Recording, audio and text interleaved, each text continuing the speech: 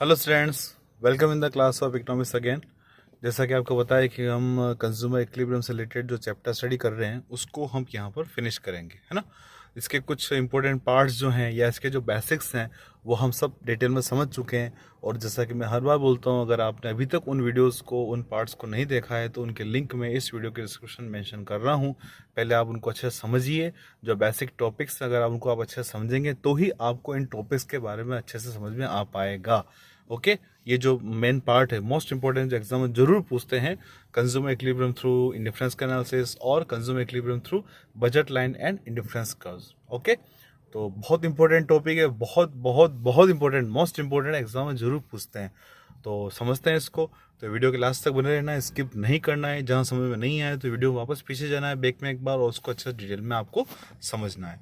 Okay, तो हम यहाँ पर देख रहे हैं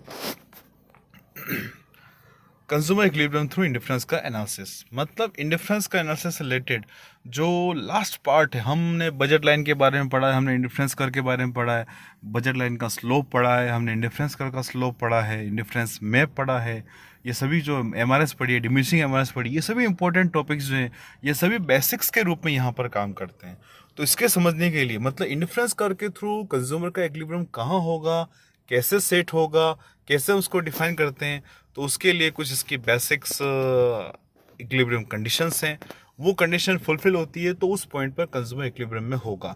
अगर वो जो कंडीशंस हैं फुलफिल नहीं होती हैं तो कंज्यूमर इक्विलिब्रियम में होगा या नहीं होगा, उसको भी हम यहाँ पर डिस्कस करेंगे। ओके, तो समझते हैं हम यहाँ पर। सबसे फर्स्ट जो कंडीशन है वो आप देख रहे हैं, consumer attempts equilibrium at a point where budget line tangent to IC. मतलब उस पॉइंट पर कंज्यूमर का इक्विलिब्रियम होगा जहां पर बजट लाइन इंडिफरेंस कर को टेंजेंट कर रही हो, मतलब स्पर्श कर रही हो, छू रही हो, काटती नहीं हो। ओके, अगर काटेगी तो क्या होगा वो हम समझेंगे। नेक्स्ट, एट दिस पॉइंट, मतलब जिस पॉइंट पर, है ना, इंडिफरेंस करो बजट लाइन एक दूसरे को टेंजेंट कर रहे हैं, स्पर्श कर रहे हैं, छू रहे हैं, वहां पर इंडिफरेंस कर का जो स्लोप है और बजट लाइन का स्लोप है दोनों आपस में इक्वल होने चाहिए। मतलब MRS marginal rate of substitution indifference कर का स्लोप है और P X upon P Y किसका स्लोप है, बजट लाइन का स्लोप है। तो इनका दोनों का स्लोप आपस में इक्वल होना चाहिए, ये ध्यान रखना है। और तीसरा, IC should be convex two point of origin. और एमआरएस एक्स वाई जो है वो should be diminishing at this point equilibrium. मतलब वो जो पॉइंट जहां पर बजट लाइन और इंडिफरेंस कर एक दूसरे को स्पर्श कर रहे हैं, टच कर रहे हैं, टेंजेंट कर रहे हैं और दोनों का स्लोप इक्वल है, और उस पॉइंट पर वापस एमआरएस जो है वो डिमिनिशिंग ट्रेंड में होनी चाहिए, मतलब इंडिफरेंस कर कॉन्वेक्स होना चाहिए। ओके, और ये सभी जो कंडीशन हैं वो सभी कंडीशन आप देख रहे हैं इस डायग्राम में पॉइंट क्यू पर फुलफिल हो रही है। पॉइंट क्यू पर फुलफिल क्यों हो रही है, कैसे हो रही है, क्योंकि पॉइंट क्यू पर एक तो आईसी और बजट लाइन, ये जो है ना बजट लाइन बनी हुई है, ये आईसी और बजट लाइन जो है आपस में एक दूसरे को यहाँ पर क्या कर रहे हैं, टेंजेंट कर रहे हैं, काट नहीं रहे हैं। एक ना, एक तो फर्स्ट ये हो गए। सेकंड, यहाँ पर दोनों का स्लोप इक्वल है, ठीक है, स्लोप इक्वल होगा। देख रहे हैं आप यहाँ पर इंडिफरेंस कर का स्लोप और आईसी का स्लोप दोनों इक्वल है इस पॉइंट क्यू पर। और तीसरी जो कंडीशन है, एमआरएस जो है वो डिमिनिशिंग ट्रेंड होना चाहिए, मतलब इंडिफरेंस का जो है वो कॉन्वेक्स होना चाहिए, वो भी यहाँ पर है, वो कॉनकेव नहीं है। ठीक है, तो ये कैसे है पॉइंट क्यू इक्विलिब्रियम का, वो हम यहाँ पर समझेंगे। अब तो कुल मिलाकर क्या बात है कि वो पॉइंट यानी एक इन्फ्लुएंस कर्व में हमेशा क्या है, कंज्यूमर ऊपर की तरफ जाने की कोशिश करती है, हम समझ चुके हैं। मैं आपको डिटेल में आपको बताता एक एक चीज। ये आपके सामने एक इंडिफरेंस में भी बना हुआ है जिसमें IC1, IC2, IC3 तीन अलग आईसीज हैं। और इस इंडिफरेंस मैप में जो कंज्यूमर होगा वो क्या है, ऊपर की तरफ जाना चाहेगा।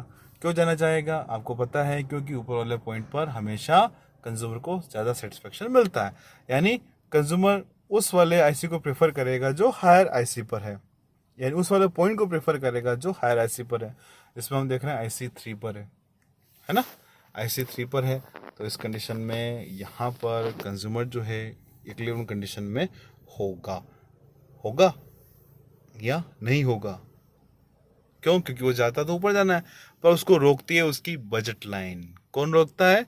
Budget line. बजट लाइन, उसकी बजट लाइन में जो पॉइंट अच्छे से सेट होगा, मतलब उसकी बजट लाइन में जो पॉइंट, उसके बजट में जो पॉइंट होगा वो उसके लिए इक्विलिब्रियम होगा। और उसके बजट में हम देख रहे हैं यहाँ पर 3 पॉइंट है, point A, point Q, point B, 3 अलग अलग पॉइंट। मतलब अगर हम बाहर वाले पॉइंट सी को कंसिडर करेंगे तो वो तो ले नहीं सकेगा क्योंकि उसकी बजट लाइन से बाहर है।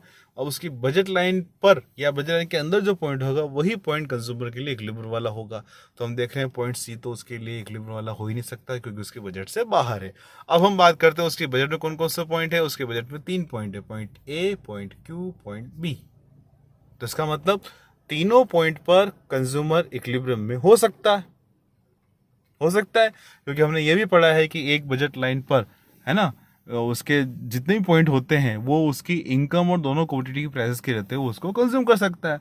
इसका मतलब पॉइंट ए पर भी रह सकता है, पॉइंट क्यू पर भी रह सकता है, पॉइंट बी पर भी रह सकता है ना।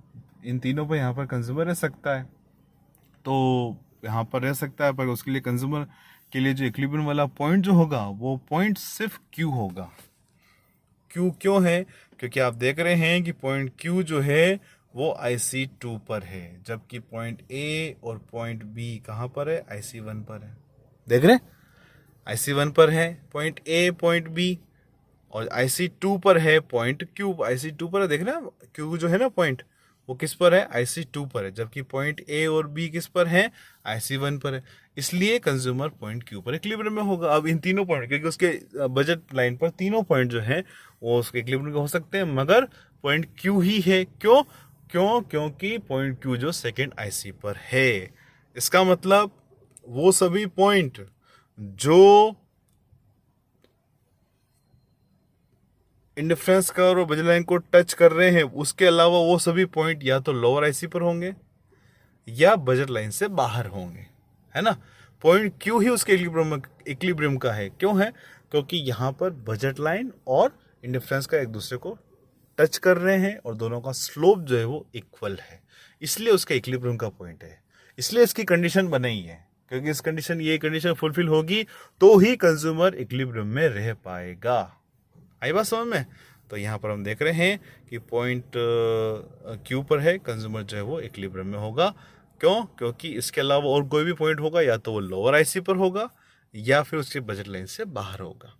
ओके, इसलिए हम कहते हैं कि हमेशा कंज्यूमर इक्विलिब्रियम में कब होगा? जब MRS XY और PX/PY, मतलब इंडिफरेंस का स्लोप और बजट लाइन का स्लोप दोनों एक दूसरे को टच कर रहे हों, मतलब दोनों एक दूसरे के बराबर हों, तो उसके इक्विलिब्रियम का होगा। इसके अलावा और कोई भी पॉइंट हुआ तो उसके वो इक्विलिब्रियम वाला पॉइंट नहीं होगा। ओके, तो आई होप ये तीनों कंडीशन आप समझ में आ चुका है कि यहाँ पर तीनों कंडीशन फुलफिल हो रही है कि पॉइंट क्यू पर, देख रहे हैं, पॉइंट क्यू पर फर्स्ट वाली condition, IC and difference curve must be tangent to each other, दोनों टेंजेंट हैं। ओके, फिर सेकंड जो इसकी कंडीशन है, दोनों का स्लोप, किसका? इंडिफरेंस का स्लोप और बजट लाइन का स्लोप, ये भी दोनों बराबर हैं।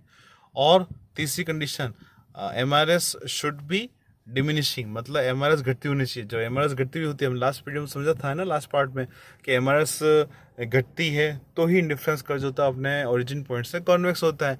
तो आप देख रहे हैं यहाँ पर जो सेकेंड वाला इंडिफरेंस कर्व वो कॉन्वेक्स भी है, न कि वो कॉनकेव है। आगे बात समझ में? तो ये तीनों ही कंडीशन यहाँ पर फुलफिल हो रही है, इसीलिए कंज्यूमर यहाँ पर इक्विलिब्रियम कंडीशन में होगा। ओके, तो कुल मिलाकर यहाँ पर बात क्या आ रही है कि कंज्यूमर जो है वो कौन से पॉइंट पर इक्विलिब्रियम में होगा? पॉइंट क्यू पर, ए और बी पर नहीं होगा क्योंकि वो लोअर IC पर है। पॉइंट सी पर नहीं होगा। क्यों नहीं होगा? इसका आंसर आप कमेंट बॉक्स में कमेंट लिख के देना कि कंज्यूमर जो है वो पॉइंट सी पर इक्विलिब्रियम वाला पॉइंट क्यों नहीं हो सकता, है ना। Why point C is not equilibrium point for consumer, ये कंज्यूमर के लिए इक्विलिब्रियम वाला पॉइंट नहीं है, ऐसा क्यों? ओके, तो आगे बात समझ में? तो आई होप आपको समझ में आ चुका अच्छा सब कुछ। इससे रिलेटेड जो भी इंपॉर्टेंट टर्म्स हैं वो मैंने बताया आपको, इनके जो लिंक हैं इससे रिलेटेड, पिछले जो पार्ट्स हैं, पिछले जो वीडियोज़, उन सब के लिंक मैं इस इस वीडियो की डिस्क्रिप्शन में मेंशन कर रहा हूँ, उन वीडियो को आप देखिए, समझिए, आपको अच्छा समझ में आ जाएंगे। ओके, और इस वीडियो को अच्छा समझना है, मैंने आपको बताया जैसे कि मोस्ट इंपॉर्टेंट टॉपिक है, क्वेश्चन है, एग्जाम में जरूर पूछते हैं, जिसकी आपको प्रैक्टिस अच्छे से करना है। ध्यान रखना, ये डायग्राम बनाना कैसे मैं आपको बता देता हूँ। आपको क्या करना है, पहले आपको इंडिफरेंस मैप बनाना है, 3 अलग अलग आईसीज आपको लेने हैं, फिर स्केल से आप यहाँ एक टेंजेंट करती हुई बजट लाइन खींच देनी है। ओके, इस प्रकार से अगर आप डायग्राम बनाएंगे तो आपका डायग्राम बिल्कुल सही होगा और एग्जाम में डायग्राम बिल्कुल सही होना चाहिए। तो इस सारे टॉपिक में आपको क्या करना है, बस सिंपल सा हेडिंग लिखना है, ये पूरा हेडिंग लिखना है, ध्यान रखना, और उसके बाद कंडीशंस लिखनी है तीनों, फर्स्ट सेकंड थर्ड, और उसके बाद आपको ये डायग्राम बनाना है। ओके, तो कंज्यूमर बिहेवियर से रिलेटेड सभी कुछ टॉपिक्स जो है सभी कुछ हम यहाँ पर कंप्लीट कर चुके हैं। आगे आने वाले वीडियोज़ में हम डिमांड से रिलेटेड जो कॉन्सेप्ट है वो स्टार्ट करेंगे। तो आई होप आप लास्ट तक बने रहेंगे और इस चैप्टर में, ताकि आपको पूरा चैप्टर आपको समझ आ सके। तो मिलते हैं नेक्स्ट इस चैप्टर के नेक्स्ट पार्ट में। Okay, thank you, thanks for watching. Promise गुरुजी, बाय बाय।